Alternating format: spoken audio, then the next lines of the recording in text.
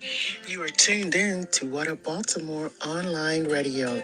Please note that the views and opinions expressed are of the host and not of Lady J Media. Thank you and enjoy the show.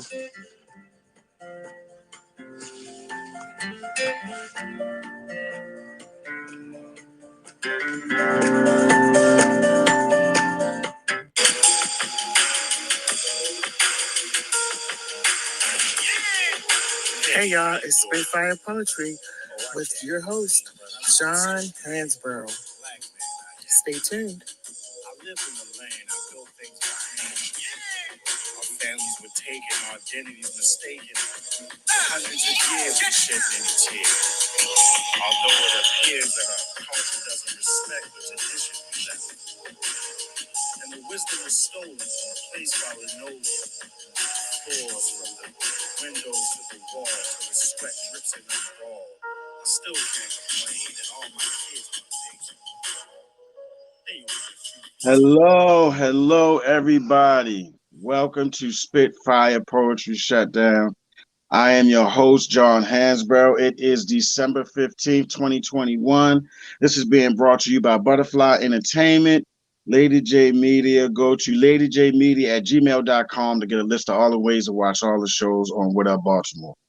So without further ado, we have a special guest tonight all the way from Tennessee.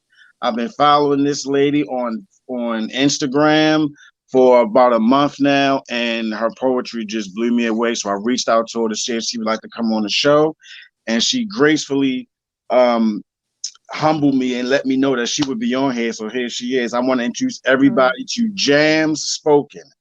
How are you guys? How you doing? I'm doing well. Good.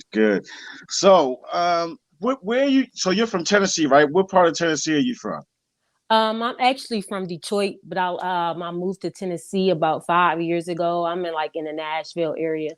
Oh, okay. All right. Yeah. So you are. I know you're a poet, but are you a singer as well? I've seen some videos of you singing too. You have a wonderful voice.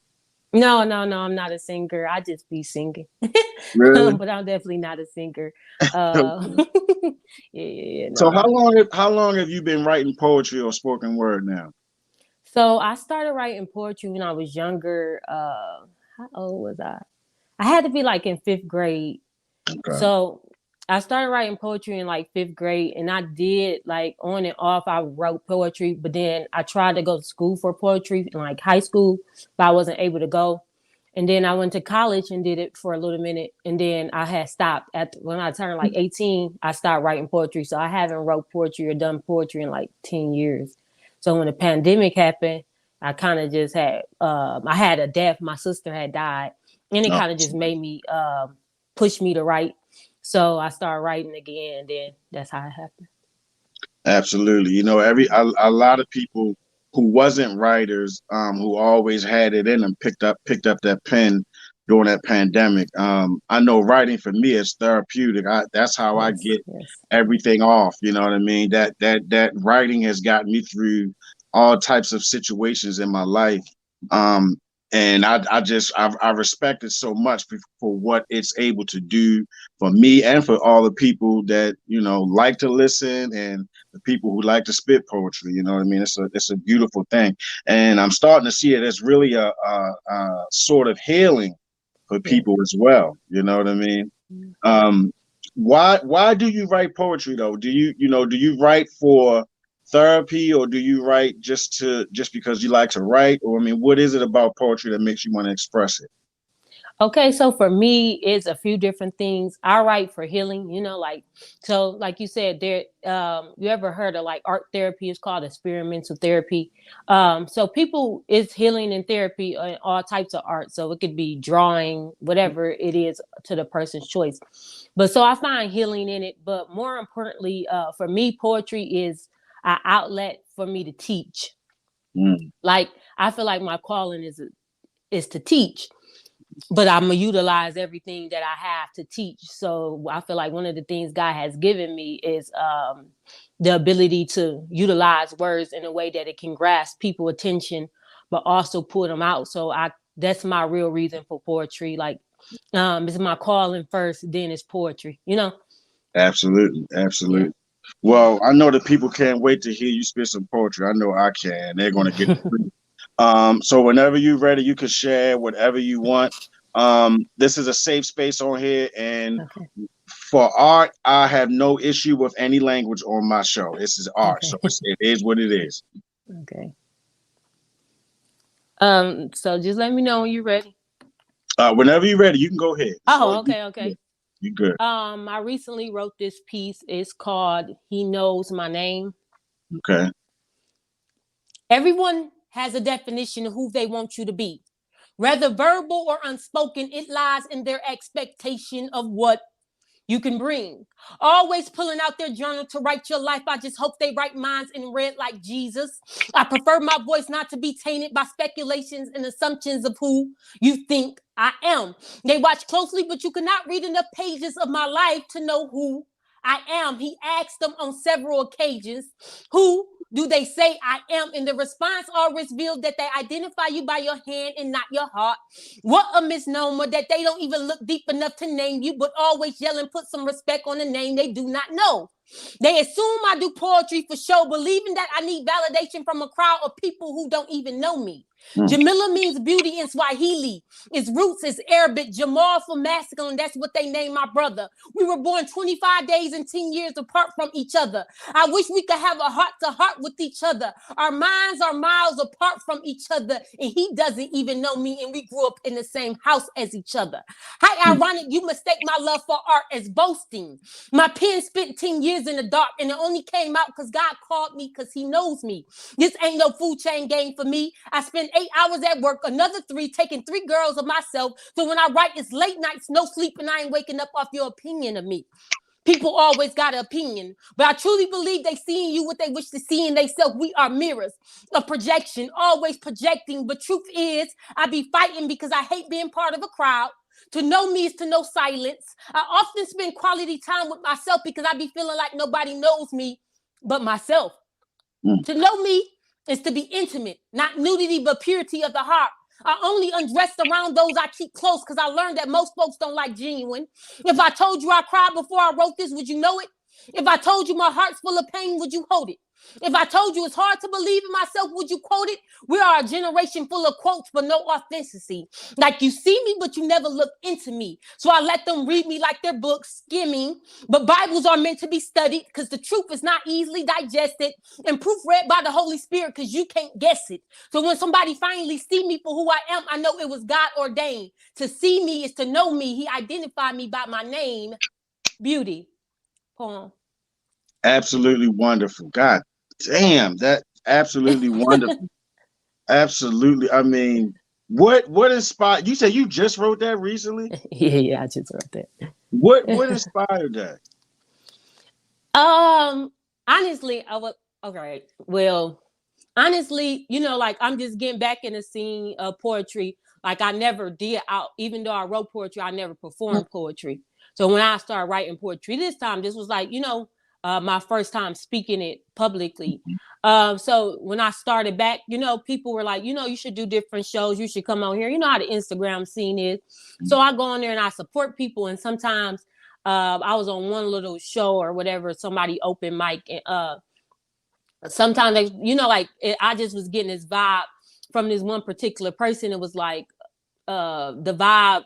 It was a vibe of sometimes I feel like people don't understand your meaning about how passionate you are. Like I give a lot of passion in my poetry, and that's just how I am. I'm just very passionate about everything I do. And sometimes people can mistake that as I believe that sometimes they think like you want something that you don't.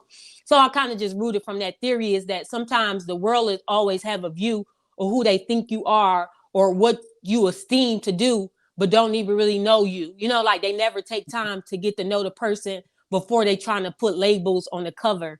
So yeah, that's where that stemmed from. Wow. I definitely understand. You have you I can hear the passion in your Oh poetry. yeah, yeah. You know what I mean? And I love it. I'm very passionate myself. I'm a Okay. Taurus, so I'm full of passion. So I'm a Taurus. But I can hear the, you know, I can hear the passion in your voice. It's almost like aggression, but it's still soft. Yeah, You know what I yeah, mean? so great. You definitely have a wonderful voice. So you've been writing for a number of years now, you said. So like, what do you have anything that you've published? Or are you in the midst of writing a book or anything like that? I am. I'm going to publish my first book. It should be out the first week of January.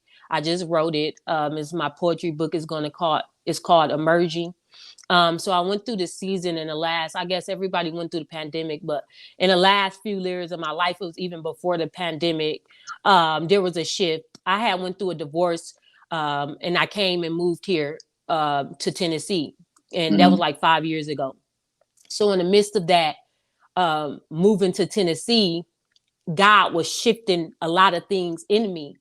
You know what I mean? It took me to go from one place to another to finally get some true healing. Like, and it Right, wasn't even about the divorce, it was just trauma, right, childhood problems. This is a midst of a lot of right, things. right. So, in the midst of that, um, I emerged into this a new person. You know what I mean? So the book is kind of the book of poems is kind of centered around. It's not just poems though, but it's majority are poems. But I have like different prompts, and then I have like testimonials in there. It's a lot going on, but um That sounds interesting right there. yeah, and it's really it. I really like the title, like because it's just letting people know when you emerge, a shift happens, and when a Hmm. shift happens, that it's gradually though. A lot of people think, they see you, but they Hmm. don't know the shift that's taking place. They just think, oh, how did the water get over the rocks? How, you know what I mean? Hmm. Like, how Hmm. did we have a tornado, not knowing that like the ozone layers back was heating up? You know Hmm. what I mean? Like, it's just the Right, process, right. but people don't really ever see the process. So I wrote the book to reveal a part of the process, but also to reveal the other side of the process, and that was me emerging into the person I am today. So that's So did writing that heal yourself as well? yes, yes, Right, yes, yes, yes, right, yes, yes. right. That's the same. Absolutely, absolutely. I always write about my personal life, so people gonna be all in my business. Because it's like I can write about other people's stories, but I write best when it's personal. Mm-hmm. Wow, I feel you. I swear that's exactly how I wrote a story about my wife and myself, and I talk about some stuff. We've been married for 15 years now, Okay, and okay. once I got permission from her and she was okay with me sharing it, I went in. You know what I mean? Um, a lot of it, and I'm gonna admit, some of it, you know, our stuff was kind of out there with all, like everybody was knowing. So one day I was just like, you know what, I'm gonna write about this shit. Everybody want to be all in my damn business. I'm gonna write about this. And once I started writing, at first I wrote it into a stage play. Then I was like, it just something about it wasn't right. I wanted it to be more personal. So when Okay. my wife was like, "Yeah, I'm fine with it," I went all in, and I really realized that it helped me as well. Even as I was writing the first book, I was going through so much still at the time, but I found that writing was such a healing mechanism for myself. And Yes, after yes, all yes. these years, you know what I mean? I never knew that I could just go to that and put something on paper and it would make me feel a certain way, especially when I go through my books and I see something I may have written a few months ago or a year or two ago. I like to read it to see where my mind was at that time. You know what I mean? And it's truly amazing. I try to get to an open mic whenever I can because open mics to me are like an alcoholic going to an AA meeting or a drug addict going to you know what I mean? Because I Yeah, go there and every time I go in one way, I don't care where it is. And when I leave, I feel better than I did when I yeah. got there. You know what I mean? Somebody in there is going to say something that's going to trigger something in me. It's going to even inspire me. It's going to give me a feeling. It's going to make me remember something, and Yeah. it'll give you a sense of, damn, I'm not the only one. You know what I mean? I'm not Yes, the only yes, one yes. that's going through this shit. You know what I mean? So I love poetry. I love what it does for me. I really do. Um, What's your book called that my you wrote? first book is called Unusual Favor. My first book is called Unusual Favor, and like I say, it's a story about my wife and myself. Okay.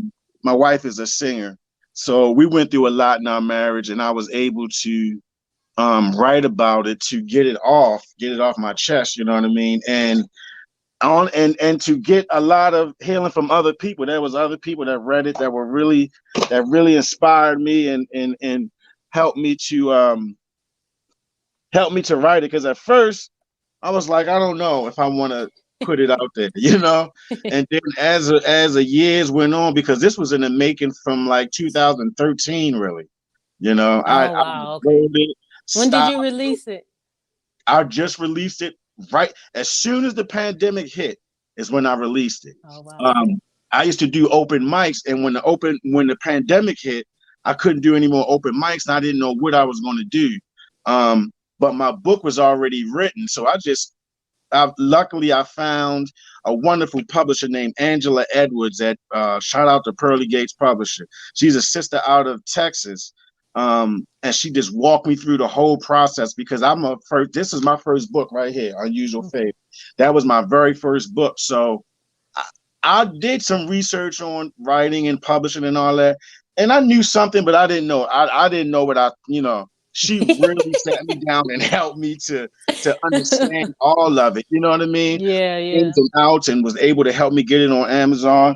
So I'm gonna definitely pass some information on to you Yes, because definitely, definitely. Send her my way. absolutely, you'll love her. She's a wonderful, powerful, and positive sister. I love her to death. So without further ado, let's hear something else you got. I know you got, because I've heard some of your stuff, so I know you got fire. I Okay. know you got fire. Whenever you're Let's ready. see. Okay. This one is called Resurrection. I am resurrection. Rising, I am constantly rising like water levels unsteady, corrosion, habitat explosion, because my old clothes don't fit me. Baggy, empty depictions of rooms I have outgrew. They used to the old me, I buried her. Beneath the surface with gravel and mud, I expunged the hurt. Took the V from victim and declared victory. I was buried first. My members died. They are no longer pines to my satisfaction. I'm outliving the meaning of living. I transpass trying to explain the meaning of living. I mean, I am not captivated to one place. I rise and set wherever I go. I am not the moon nor the stars, maybe global warming. I warm then evolve. I expand because I crawl to get beyond the dirt that fertilizes the start of a new me. I am indulging in the new me, so I rise. Can we rise together and just get up from lying and sitting and kneeling in fetal position and position ourselves for growth? Can we die? Like when one thing is buried, another should rise. I risen. I am war, the sword of the truth at the neck of all my used tools. I tell them no. What a surprise, the gift that no brings. It's laced in chivalry, but covered with boundaries. It has choked out my deflection to reflect in rejection. No, it's like a coat that I carry in the cold. A reminder when my heart wants to be cold and tell myself I'm alone. The tendency to isolate, out insulate with my no. I'm living in a higher truth because the truth will set you free. So I far past the lies I love to feed on. We have purpose to live and live and give birth for rebirth. We're infinite beings. So I refuse to oblige to the old me. So folks think I feel like I'm better than them.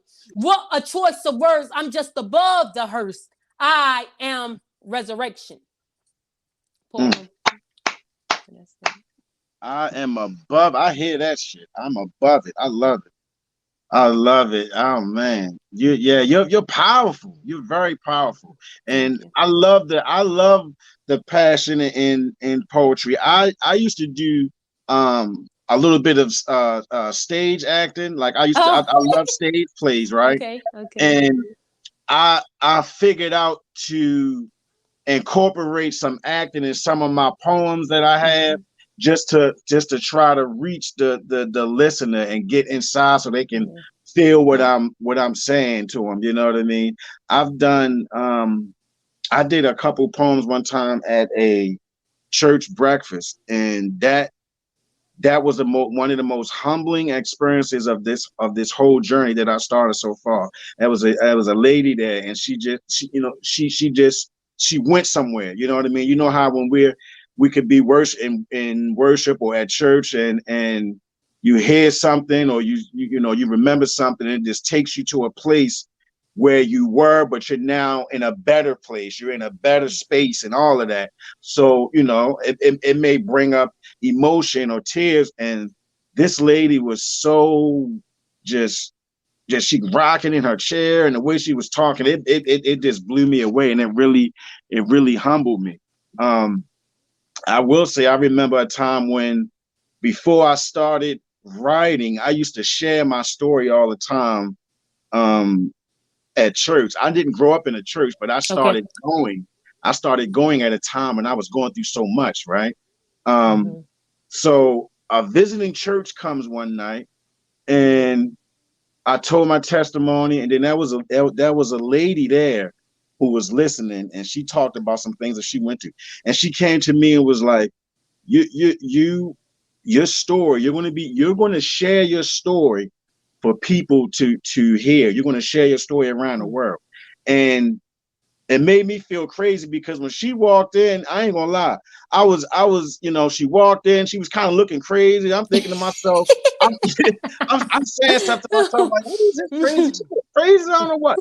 And an hour later, she come up to me and said that it messed me up. I was like, damn, and I often think about that a lot over the years, because this is 2021. So Wow. that was like 8 years ago, at Mm. least. You know what I mean? And when I look back, I'm like, damn, I was making fun of her in my mind. But what she said is what I'm doing. I sent my first book to Paris, France last month, to Wow. a friend of me and my wife's, you know what I mean? And it's just the little things Yeah, the just little make me things. feel Come so on. good about it. You know what I mean? The Wow. accomplishment of it, because I went through so much. And when you release that first book, the feeling that you're going to have is just incredible. It's incredible. And I hope you release a lot more, because your voice is needed. There's a lot of women out here that need to hear you and hear what you went through and how you overcame it. That's nothing but inspiration to them. Nothing but inspiration. Um, I would love to hear something else though. So whenever you're ready, we got time. You can go Okay. wherever What you would you want. like to hear? What type of Um, poem? You know what? I saw a poem you did where I think in the beginning you say, "Who's that looking in my window?" Oh, yeah, You know what I'm talking about? yeah, That one, and that one, he loves me not. yeah. Okay, okay. You liked Um, it that? yo, I like both of those. They were awesome. They were good. They were good. What was? I know it was another one too. I can't think of what it was, because I normally I listen for titles, but I normally listen for keywords throughout the piece. You know what I mean? That Mm-hmm. grab me or that stand out to me. Um, but yeah, I would love to hear those two if you got them. If not, you can share whatever you want. Okay, I probably share those at the time. I gotta find them. They somewhere in my thing, but I'm gonna share this one. I think I know about her. But Kingdom men rise. I know they think I'm talking about the ones who quote scriptures and wear bow ties and stand at altars and preach sermons. But not this time. I'm talking about the ones who go outside the four walls of the church and compel men to come. There wouldn't dare be limited to a space and time. Audacious, courageous, mantle carrying men who lead in classrooms, courtrooms, bedrooms, willing to provide an intimate space for their wife to confide in. I'm talking about the ones sometimes not heard, but they're about that action very hard to describe. Something like when Saul meets Paul, their mind is transformed. But if you dare play about what they love, then Peter will come. Mm. Wise as a serpent, but gentle as a dove, fatherhood is an honor. The ability to demonstrate integrity to be birthed through their lineage for generations to come. You know them by the steps they lead in the mud. Broad shoulders, big backs, known for carrying the burdens of their brothers. Solid as they come, concrete like they word. If I can use one word, it'll be heavy. It'd be weighty. It'd be massive. Never mistaken for master type men. They are the men who master the dexterity of bringing their flesh under subjection. never subject to the power that desire brings. Laser beam focused street soldiers. They exchange their guns for the power of their tongue type men. They speak life. Proverbs 18 and 21 type men. They learn in their youth that aggression is not a symbol for manhood. They don't tote around their anger. They don't gloat over taking advantage of what God formed that's good. So when you see them, so when they see us throwing tantrums, they understand that it's an expression of our need for their affection, not just another contentious woman. He covers her head. He understands that blessings flows from her womb, so he don't inflict wounds that keeps her from producing. He's a team player, and if we're talking about triple T double down like Westbrook, ball like Kobe, affiliate with the greats, we can call him Ginobili. And the greatest thing about his stats is how he grasped the concept of kingdom. So when I say rise, he stands, he demands respect. I honor his plans because it's never personal with him. It's purposeful with him. He be on the Mount Transfiguration with the keys in his hand, took nothing on his journey. No staff, no bread, just truth. So when I see a man of this caliber, I salute. Awesome. I'm sorry, it's my mouth. I got braces. It's so hard for me to open up my mouth nowadays. Yeah, but the way you spit your poetry, you can't tell. It's beautiful. I mean, you got a flow and all of that. You know what I mean? I'm telling you, I cannot wait to when you release your book. You also you should do an audio book as well. Your voice, you think so? Yeah, absolutely, absolutely. That it's powerful. You know that aggression in it and the passion in it. I love poems that have a lot of passion, or poets who bring passion into it. Because some people, you know, just do the throw out, and not really into what they're saying. You know what I mean? And watching and looking at other poets, I've learned to just put all my emotion into my work. You know, even when I wrote my book, I was like, I'm just going to trust God and just put whatever I need to put in it to trust God to help me. You know what I mean? So do you have you ever had any issues with your writing? Like, when I say issues, I mean you wanted to write something to share or just to write, and you was like, I don't know if I want to share that. I may offend somebody, or you know, somebody at my church might not like it, or whatever the case may be. Have you ever dealt with a situation where you felt like you were trapped in your writing, where you weren't free? That's hard. I would say I've reached places in my writing where, okay, I wouldn't say that exact scenario, but I have reached places in my writing where I wanted to express it one way. Sometimes, you know, you could get into a point where you try to express. So I always write from a thought. Everybody may not start their writing like that. Some people play songs and they hear music, and I always write from a thought. That's the way my writing starts. So it could be one single thought, and then I'm going to form the poem around that thought for me. So sometimes in my writing, I might try to make it sound a certain type of way, or put a lot of like catchy phrases or bars, however they say. And sometimes it don't come out that way. So to really express how I feel, I have to just write it. It might not always rhyme, or it may not have a rhythm or a scheme.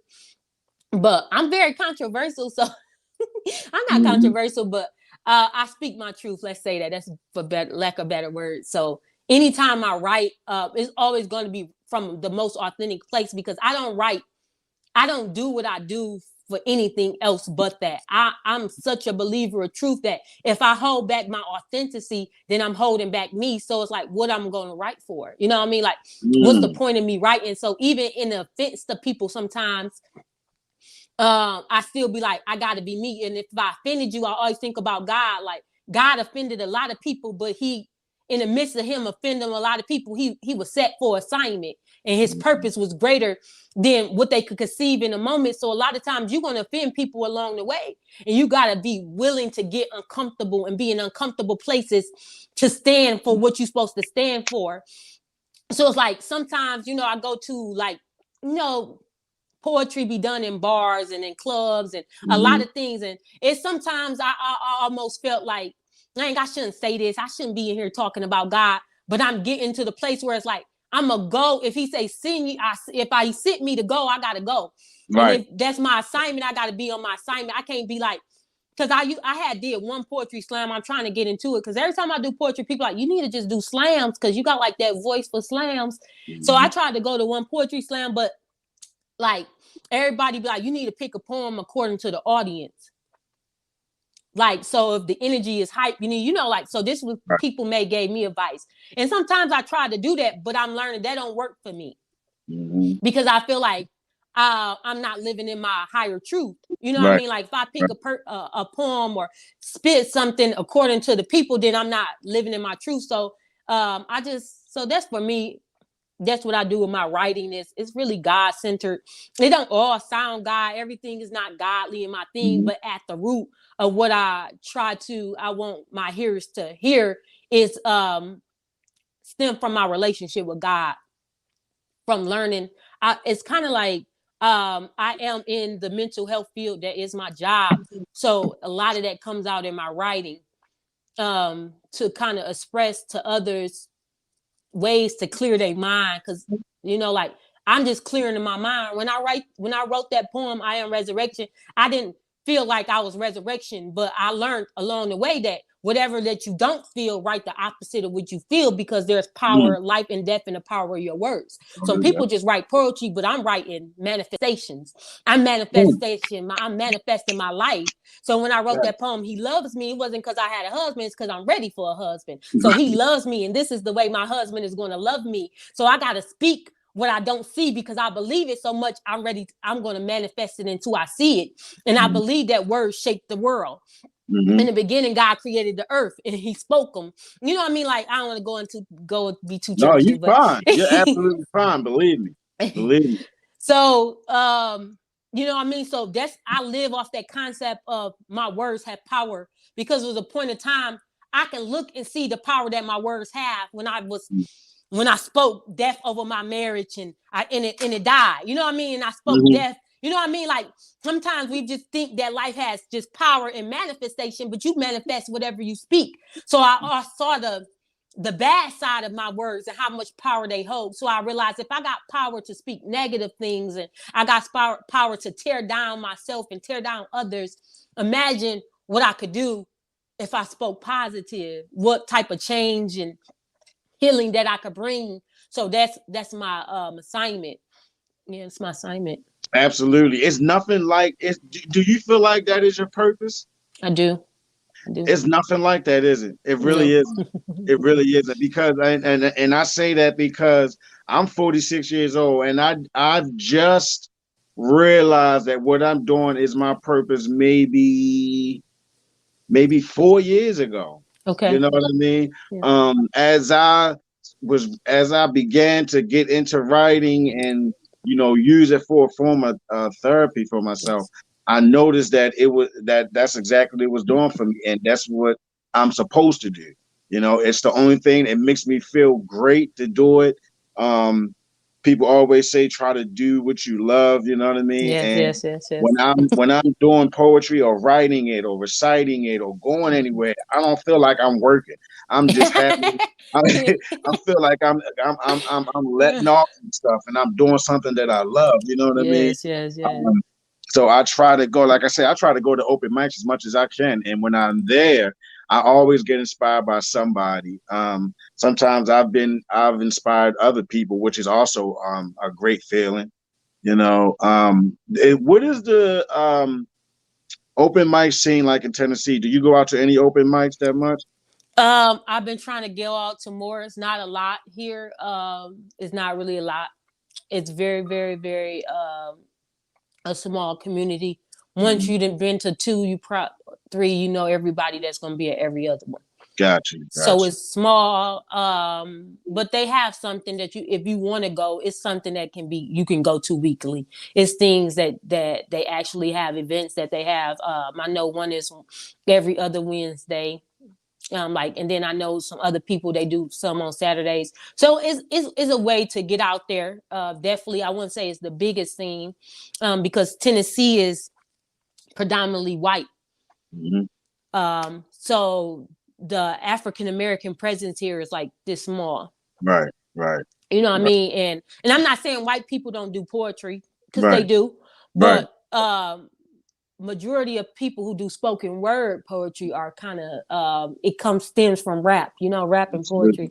You know Yep. what I'm saying? It is in the same category. So it's really African American Mhm. community thing. So it's not really a lot here because they don't Mhm. have a lot of things for us here. Mhm. But what they do have, I believe, is growing. Let's say that is growing. Yeah, that's always a good thing. Yeah. You said something earlier that resonated with me, and it's something that I've also heard from Nikki Giovanni, because this is I was having an issue with writing certain stuff because I was very active at a church at one time, and I was like a head deacon there and everything, and I was like, I cannot go on here and say certain stuff, and that used to tear me up. Yeah. And I started sharing poetry at church. That's where I very Oh first started wow. sharing poetry at church. One of the Wow. first times I did a poem, I did a poem that I wrote called "They Say All That Shouting Isn't Necessary," and I Oh. did it. I did it at my church, and honestly, it scared me to death. It's scared to see to see the reaction from my church family at that time. It because Can especially you when tell me what's about? you Can you do it? Because I I just can want to hear. recite it for you Yeah. before the show ends. Definitely, I Okay. definitely Okay. will. But to see what it did to certain people, especially if you know these people, it's one thing if you don't know anybody and you don't know some of their laundry. You know what I mean? But we were Yeah. all Yeah. Yeah. family. My wife has been with a lot of them since the beginning. They all Okay. grew up, and it was just it scared me at first. It really did, because as soon as I stopped, and the church that I attend, I don't go every Sunday like I should, but Okay. when I was very active, that church is a shouting church. Like, it's very emotional in there. This church, they used to let me. You ain't gonna believe this. When I felt like I was having a spirit come over me, Yeah. I would bang on the church wall, right? And one day I'm hitting the wall, and there's a young lady sitting in front of me, and she looking at me crazy. And I'm like, why is she looking at me like that? And I look over, and my hand is through the wall. I didn't put my hand through the You wall. lying? I swear to you. And at the time, my my pastor was like, whatever you need to do to get that off you, that's what I want you to do. So I was Wow. scared to share certain stuff because I would be at church, and then I would come home and want to write something, and I felt like I couldn't be John. I was Deacon John. I wanted to be John when I wrote. You know what I mean? I wanted to be Yes. John Yes. when I wrote. You know, um, so it definitely scared me, but it showed me a lot too. It definitely with Ooh, you walking heavy. how words can help people. It definitely helped me with that. Um, but yeah, I'll share that one for you. That's Okay. called They Say All That Shouting Isn't Necessary. They say all that shouting isn't necessary. But what have they been through that's colder than that month of February? I'm talking about news that'll make your body ache. And it's out of your control, so you feel you gotta participate. It was all good just a week ago. Now I'm in a doctor's office and they planning my treatment though. Hmm. My work has come to a halt, but my bills, they longer than a tree stump. I stand in line for aid and assistance. All the while, I feel I'm losing my existence. Hmm. The lady behind that desk look at me as a stereotype, not realizing 96 hours prior, I ran a work site. Hmm. I feel like my back's against the wall, so I pick up the phone, but who do I call? I was stripped of everything with nothing to spare as I laid on a cold, hard table and stared in the air. Hmm. God, is this it? Will I see my wife and kids again? If I die and my babies cry, who will make them grin again? My life was saved, though it was full of sin. Hmm. My doctor said, take a few of these and your pain will come to an end. But no, I must keep going. It's no time to break. But my back's against the wall, and that devil don't hesitate. When he came to me to convince me of my faith, I refused to be a victim and told him, clown, you too late. When I realized who brought me through it all, my vision, it became clear as he showed me a picture of it all. He said, son, didn't I tell you I would never let you fall?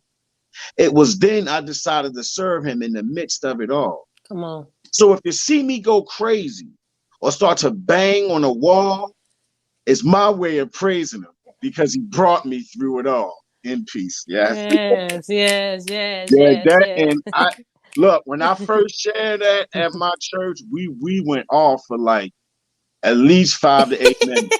Like we definitely went off. And like I said, it really did at first because at first I was just looking around like, oh my, like, whoa. And it did. It scared me at first. But after a while, you know, being able to see that whatever some of the words that I put together could make somebody else have any type of emotion, I love it. You know, it's nothing like it to me. It really isn't. What is one of your favorite poems? Have you already shared one of your favorite ones that you have written? I know this is so weird, but I don't get attached to any of my poems. I don't have a Mm, favorite poem. I know people may say that. Once I write a poem, after I do it like 2 to 3 times, mm-hmm. like I just be want to write a new one. Like You just type, move on to the next yeah, one. yeah. So I can't really say I have a favorite. I would probably be a lie. What is your method of how you memorize some of the poetry that you write? I have a hard time with that, but I'm learning different things. People have been trying to teach me. So Mm-hmm. record it and then replay it, listen to it. So I might do that, record it and then listen to it back. But I realize like the one that's teaching me really the most is the more times you do it, the easier it is. So going to perform it at open mics, like for real, like once you do it so many times, it be stuck in your head. Right. And I feel like that the ones I did the most is the ones I remembered the most, not the ones that I replayed in my with the recording it. I mean that worked too. Mm-hmm. But repetition is the goal. So however you have to do whatever you do, if you read them repeatedly. I type a lot all my poems because I like to type. But some people say if you write it like actually in a book, like Mm-hmm. with a pencil, and you Mm-hmm. feel in each moment, Mm-hmm. you're able to memorize it. Do you believe that too? That's how I do it. Okay. I Okay. write everything out. Even my book that I wrote, I write Wow. everything out and then I type it up. I take so long because I write it out and then I type it up. For some reason, that's interesting that you said that because for some reason I can't sit in front of my laptop and just start to write new poetry. I have to have a pen and pad in hand and I got to be writing for me to feel that emotion that I'm doing or whatever I'm feeling at the time. I gotta have a pen and paper. If I just do it on the laptop, it's just something about it just doesn't connect. Yeah. And with repetition, for me, I do I'll say it into my cell phone, into like one of the apps, like the voice app or something, and just play it over and over. Also I do write it out, but a lot of times I've noticed I just picked up something that I learned a couple years ago. I read about called pocket poem. So Okay. just about every day for about a week, I would carry one poem in my pocket that I had Wow. written that I haven't memorized yet. Mm-hmm. So every chance I get wherever I'm at, I'll pull it out, look at it, pull it out, look at it, pull it out, look at it. That's a And good idea.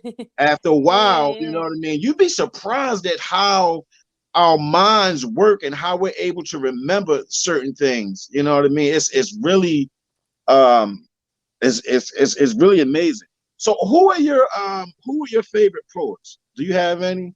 Maya Angelou, Langston Hughes, you know the greats. It's some people that I like now. Her name is K Love. You probably heard of her. She K Love the poet. I really, really like her. Who else do I like? Slangston Hughes too. He kind of, if you know about Mm-hmm. him. Mm-hmm. I Black heard. Chakra. I Yeah, like him. yeah, I like him.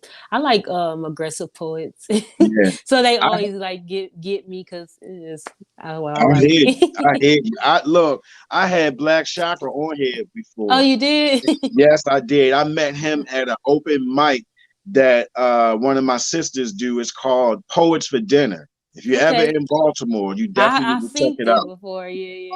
Yeah, and she's a wonderful sister, and she cooks and gives the food for free to Oh, everyone who comes to the show, right? wow. So for the first half hour to an hour, everybody's mingling, having a good time eating, and then the show will start, you know. Um, and I saw him at that show. And then I started following him after that. And then I saw some of his stuff on Facebook. And he got a poem that's called I Spit Fire. And I sat, look, I sat and listened to it one night and I was Yeah, like the he the whole truth. time, He the his truth. you he's when you talk about emotion, he got it. Like He do. the He do. intensity that The he intensity for bring to me. it. Oh my goodness, I love and look, he one of the humblest people you would. You know how you would think some people who really good would be cocky like. Yeah. Absolutely not. He was the most humbling dude that I've met in a long time.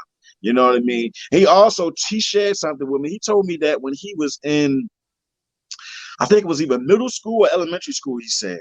But a teacher is what got him into poetry, right? Okay. A teacher told him, I hear you beating on the desk all the time, and I guess you like to rap. He told him, go home and ask your parents to get you a Nas album.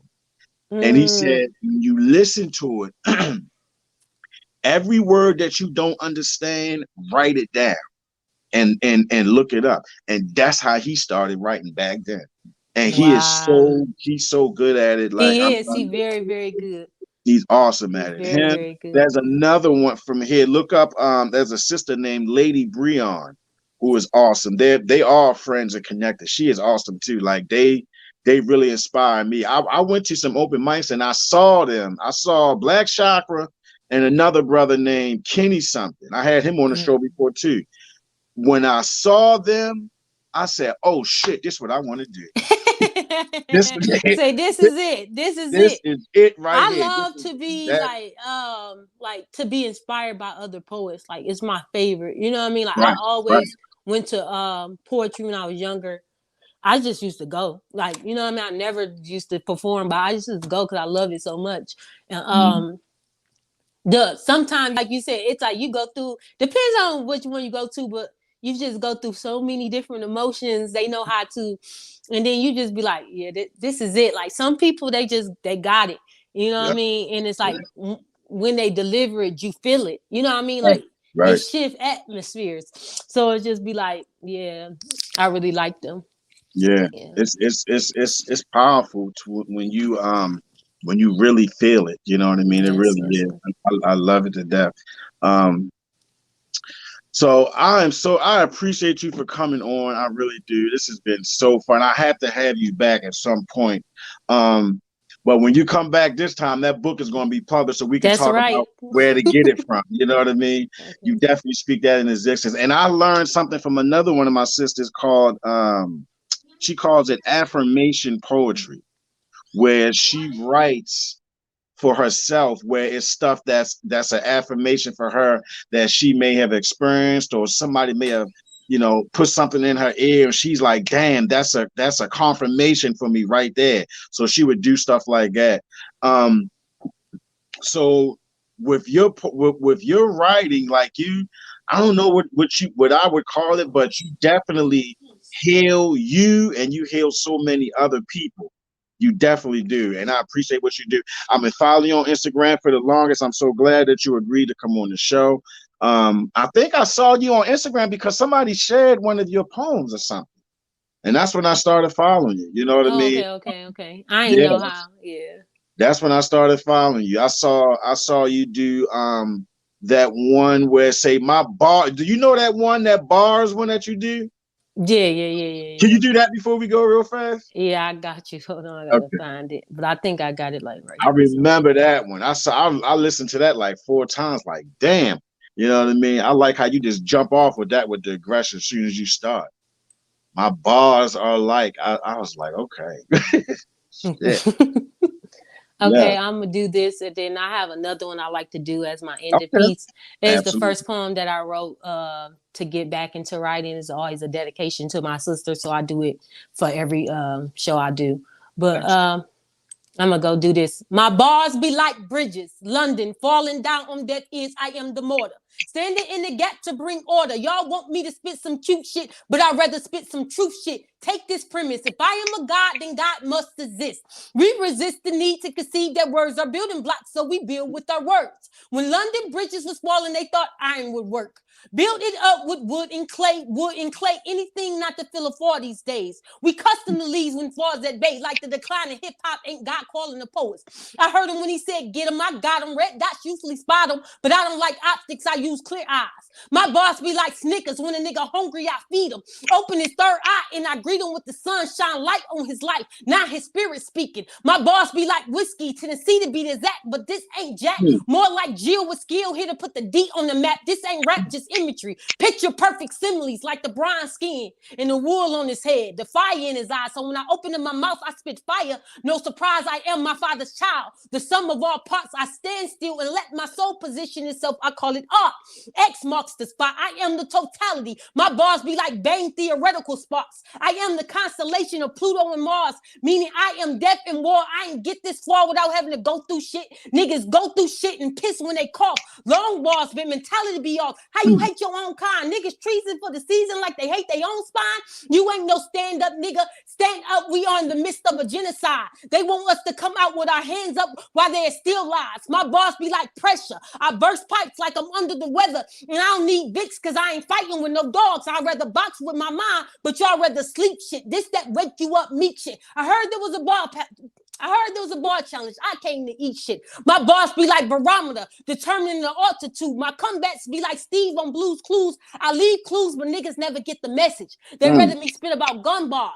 Like Humpty Dumpty had a great fall. Mag on his hip, that shit like sound like two clip zip bag full of scars. I ain't live that shit. This is the method of a poet, hoping to leave God on every verse so we can escape on arm bars. Yeah. God, Jans, Lord have mercy. Whoa, yeah, that's one of the ones I listened to like 6 times in a row. You know what I mean? The way you come in with my balls are like London Bridge, I was like, oh my goodness. And I just love the way that you talk about certain stuff, because I've got some pieces that I've written out of like frustration, especially when we went through the George Floyd thing and all that. I was livid. I was livid. You know what I mean? So I had to grab the pen and put it down. So I want you to share that one last one before we get out of here, though. Okay. Let me get it ready. I think. But yeah, so how old is that one that you just did? The one the bars. Oh, that's new. That's new. I don't know if it's like a challenge going around for like poets, or it was for rappers.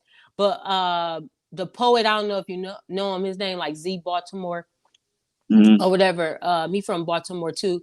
But he did a thing and he challenged all poets. Like sometimes it take us forever to get notoriety or anything, and we just be going around for doing open mics and people that can't even rap, and it said just do the challenge with your bars, be like, just to give light to poets. So I feel like it was a fun challenge for me. Absolutely, yeah, that sounds fun right there. You should do it and tag me. Yeah, I may trap into that. I think I've heard of that though. I think I know another sister that actually knows him or that was doing that with him. I know it's a sister, close sister of mine. Her name is Author Poetless Shakespeare. She's an awesome poet as well. She's from here, from Baltimore. Absolutely awesome. Y'all got some of the best poets out there. You think so? I do. It's definitely some good ones in the DMV. I ain't gonna lie. It is. Yeah. It definitely is. Definitely. So whenever you're ready, if you find it, you can go ahead and share it. Oh, okay. I'm ready. This is called Grief. I contemplated what words would fill this space. No syllables will be enough to express my distaste. I'm sitting here crying on this page, trying to conceptualize why I had to watch you die. Why I had to watch you lie there, gasping for breath. Now my only memory of you left is death, and I can't shake the feeling that I'm next. And who's left? I'm suddenly afraid to connect, because every time I lose someone else, I feel like I lost a part of myself, and there's only a few pieces left. So I convince myself that it's best. While I laugh with others, I will never let them in. I will never let them touch. These still cold bars remain up. I feel numb. They say it's trauma. I recollect, maybe it's the pain from my mama. Years of abuse, watching her use the very thing she used to neglect us. As she remained high, I had sobering eyes stuck with memories that stole my purity, yet I'm still just a little girl who never had the chance to grow up. I just adjust. Now that I'm older, it spills over in them tantrums I be throwing. Wishing I was heard, wishing I was seen, spent years of my life seeking validation when all it would have took was for my daddy to call me queen. But he seldomly called. But I feel no love at all, I call it grief. Have you ever felt what it means to love someone who's alive, but you had to part ways as if they died? That's what I mean. This next part, I call it shine. He said he loved me with his heart, his soul, and his mind. He was the only friend that I ever shared my fears with. I cried so many tears with. Came in my life at the time I was losing my mind. Stumbling in my faith, we crossed paths. I called it fate. So when he left, I couldn't understand how he said in my face and said he understood my pain. What was grief turned to hate, and we don't speak much these days, but I'm moving on. Trying to find the remote control to my emotions. Bargaining with my intellect to stay focused. Some days I'm okay, but some days not at all. I stare at walls and throw shoes, trying to find drugs to abuse until I feel how I'm supposed to, or not at all. Is it better to forget or slip into a place that don't exist because it seemed like it fixed the fixture that was dim? Wishing I could call to heaven and reminisce about the times that we spent. Like, you remember when you used to put my hair in a ponytail to the back? Back then, I thought it was wet, but I realized it was the immense love that you had. When you left, I couldn't understand why God would take a man who carried the world on his back. My first friend, I cling to you like you were all that I had left. You was my mother and my father. And when you left, it left a hole in me. And now I'm attached to shit that be consoling me. Like Dick, whole time he think it's him. Whole time I'm just stuck in a moment when we fucked because it allowed me to release, and I ain't released in so long. That pent up anger had me tripping on folks who mean me no harm. Damn, I've been grieving for so long. Not even realize I was dying myself until God said no more. I picked up this pen and realized everybody got a sad story, so I couldn't let nobody tell mine for me. James, I appreciate you coming on. You are absolutely wonderful. Please don't ever stop doing what you're doing. What you do is needed. It really is. So many people need to hear your voice and hear the things that you have overcome and how you've done it and what you do in your writing. It just needs to be heard, you know, especially in a time like this. We all going through something. We all going through something. You know what I mean? And it's I commend you. I mean, I really do. I appreciate you. When you come on again, that book will be finished, and you are a part. Every time I have somebody on the show, they are after the show, they are a part of the Spitfire family. So I want to welcome you to the Spitfire family because you definitely are. And I love that poem. How you got you do spit fire. You definitely spit fire. So don't stop doing it, and always keep doing, you know, what you feel, because it's always the right thing. No matter what nobody thinks, it's always the right thing. And like I say all the time, if you want to be blessed, we gotta bless other people. That's Hallelujah. the way. Come on. You know what I mean? That's the way I work. I want to keep these blessings. I gotta bless other people. So I gotta do this. So James, I appreciate you for coming on. I will see you next time. Be safe out there. Anything you want to say before you go? No, thanks for having me. I really do appreciate this platform. I'm going to make sure that I send people over your way and just continue to share, keep me updated, whatever, you know, write me on Instagram. Because I love to connect with other people, whatever I can to be a blessing to others. You know, I'm always willing. So thank you. I really appreciate this platform. Absolutely. Thank you so much. I'll definitely keep in touch with you. You be safe out there, be vigilant, and stay blessed up. You know, stay doing what you're doing. Thank you so much. I will definitely keep in touch with you and see you next time. Okay. You have a great one. Bye-bye. You too. Have a good night, James.